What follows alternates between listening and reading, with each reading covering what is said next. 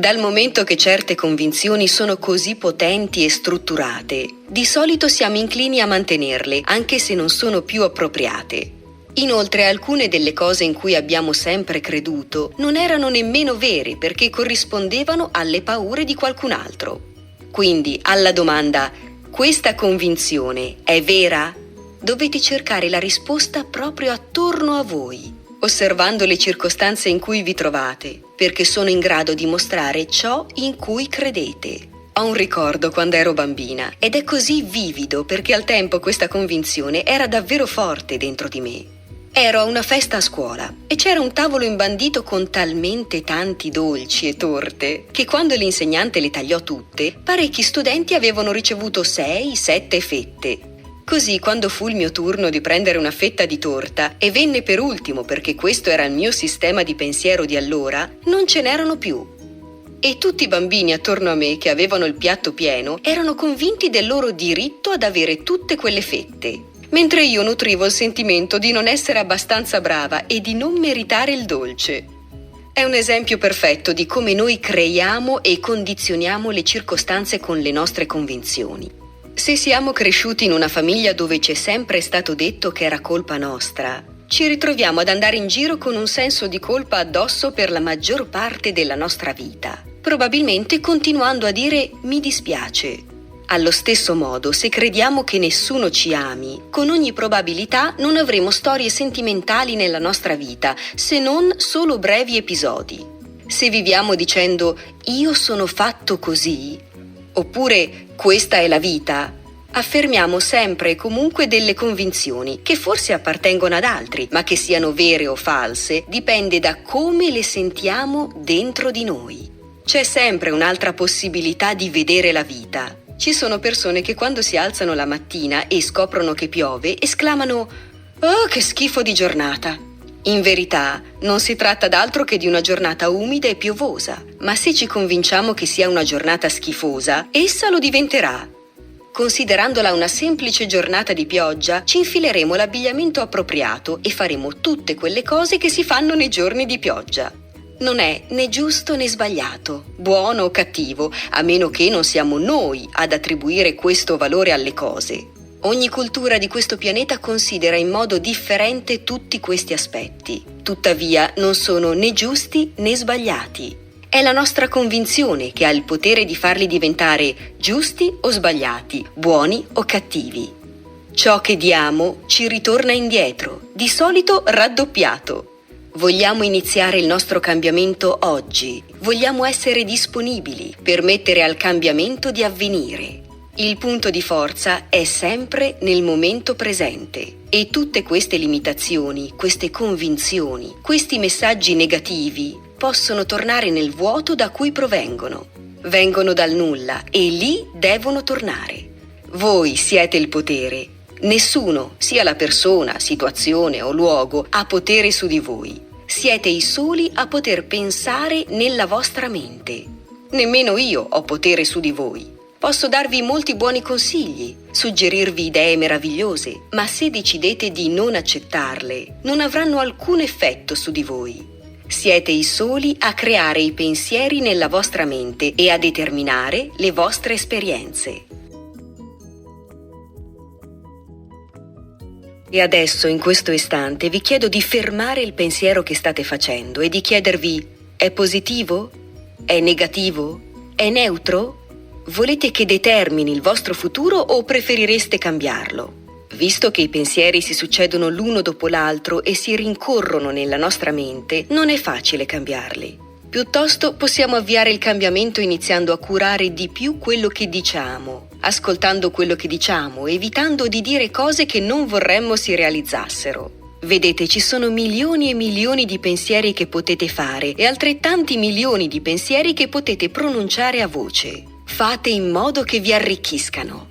Considerate questi pensieri come se fossero il cibo imbandito sulla tavola di un ristorante prestigioso. Ogni cibo del buffet è come uno dei vostri pensieri. Potete prendere tutto quello che volete. In sostanza avete la possibilità di scegliere cosa volete esprimere. E proprio come accadrebbe ad un buffet prendendo del cibo che vi fa star male, la cosa più saggia poi è non prenderlo più. Non fate come quelle persone che si riempiono di antiacidi perché mangiano cibo che poi le fa star male e che getta il corpo in uno stato di sofferenza a cui appunto pongono rimedio prendendo un antiacido che riequilibri il corpo. È molto meglio assumere alimenti che vi nutrano ed è ancora meglio scegliere pensieri nutrienti. Perché troppe volte ci attacchiamo a pensieri che ci creano problemi e sarebbe una perdita di tempo e una cosa stupida cercare di risolverli. Una delle mie prime insegnanti era solita dire: non c'è niente da fare, c'è qualcosa da sapere. Quando cambiamo il nostro modo di pensare, allora cambiamo anche le nostre esperienze. Bene, allora cosa facciamo adesso? Io direi che potremmo decidere di cambiare perché è la cosa più importante per me. Possiamo alzare le mani al cielo terrorizzati o rinunciare o arrabbiarci oppure sentire che è tutto inutile e senza speranza. Ma questo è il modo più inutile di gestire la situazione. Spesso pensiamo che non c'è speranza e quindi perché provare? Alla fine il dolore lo possiamo gestire perché ormai lo conosciamo. È proprio questo genere di cose che vi blocca e vi tiene fermi nello stesso posto. Naturalmente siete liberi di farlo, ma non dovete farlo. E arrabbiarsi, secondo me, è come stare seduti in un angolo a testa bassa. Accade qualcosa e ci arrabbiamo. Accade qualcos'altro e ci arrabbiamo ancora. Accade un'altra cosa e ci arrabbiamo di nuovo e così via. Ma non facciamo niente ed è stupido. Significa rifiutare di vedere la vita da un'altra prospettiva. Sapete che chi commette suicidio spesso lo fa perché non cambia il modo di pensare. Crede che la vita sia un senso unico, quando invece potrebbe girarsi e guardare altrove o scegliere un altro punto di vista. E così abbandona la vita. Arrabbiarsi e disperarsi perché le cose non vanno come vorreste è solo uno spreco di preziosa energia. Fareste meglio a chiedervi come avete fatto a creare così tante situazioni che vi hanno fatto arrabbiare o che vi hanno turbato. Davvero, sedetevi e datevi la possibilità di pensarci sopra. Domandatevi: quali delle cose che faccio determinano queste reazioni? E ancora una volta ricordatevi che non si tratta di un'accusa perché avete sbagliato, ma di un modo per vedere e capire che cosa sta succedendo.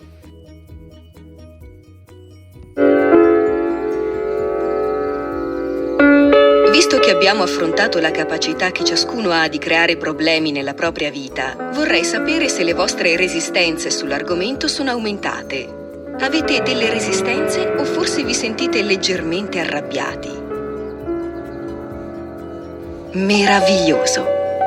Significa che per voi è importante. Cercate quindi di essere pazienti e gentili con voi stessi e osservate con attenzione. Il cambiamento deriva solo dall'interno e ci sono strati che vanno rimossi uno ad uno. Un esercizio che mi piace fare a questo punto è chiedere alle persone di toccarsi il collo, la gola, dicendo: sono disposto a cambiare, sono disposto a cambiare.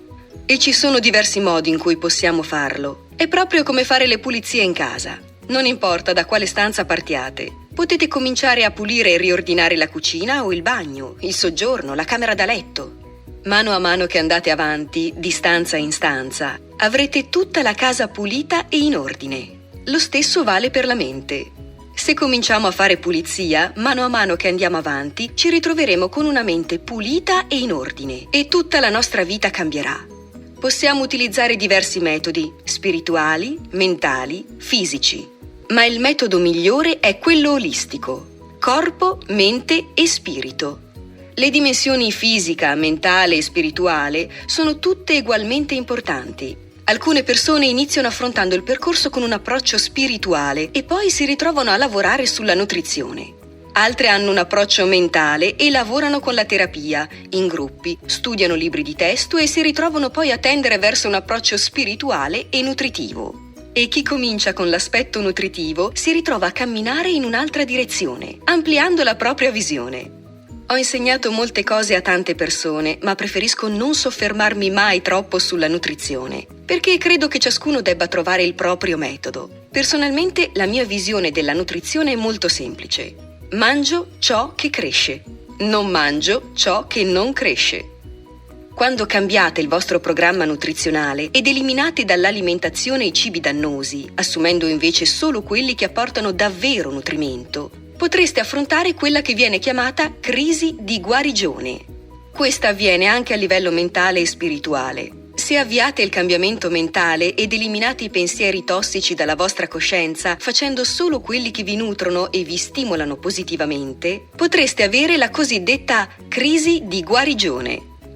Mi piace descrivere questo lavoro sulla coscienza come se fosse il pranzo del giorno del ringraziamento. Sapete, no? Quando ci si siede davanti a una tavola imbandita e si mangia fino a scoppiare. Finito il pranzo, però, bisogna andare in cucina e pulire la pentola incrostata e unta in cui avete cucinato il tacchino.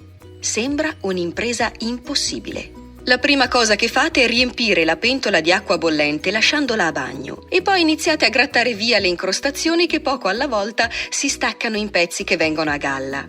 Vi sembra una cosa disgustosa, ma procedendo con la pulizia, alla fine ottenete una pentola splendente. La nostra coscienza è molto simile alla pentola del tacchino. Guardiamo dentro di noi e iniziamo a pulire la nostra pentola del tacchino. A volte le cose peggiorano prima di migliorare. E ci basta sapere che è tutto ok e che dobbiamo lasciarle fluire. Credo che l'esercizio dello specchio sia molto importante. Quanto più lo facciamo, tanto più possiamo riflettere su noi stessi, su dove siamo e su quello che abbiamo bisogno di fare. Quindi, continuate a guardarvi nello specchio e dite: sono disposto a cambiare. Sono disposto a eliminare le mie resistenze. Sono disposto a cambiare, sono disposto a eliminare le mie resistenze. Ciascuno di noi deve avere a che fare con quella che chiamo la resistenza al cambiamento.